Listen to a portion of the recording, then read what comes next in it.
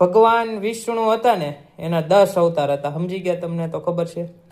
તો એ 10 અવતારના નામ મને કયો. કયા કયા છે એ 10 અવતારના નામ?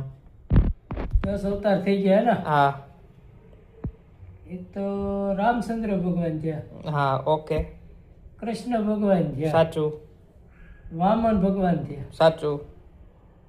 પછી પરશુરામ. સાચું.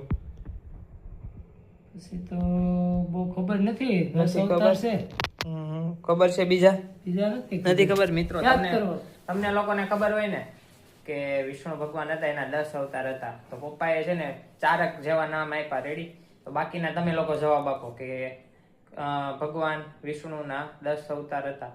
તો એના 10 અવતારના નામ તમે કોમેન્ટમાં લખો. તમને ન ખબર હોય ને તો તમારા મિત્રોને આ વિડીયો શેર કરો.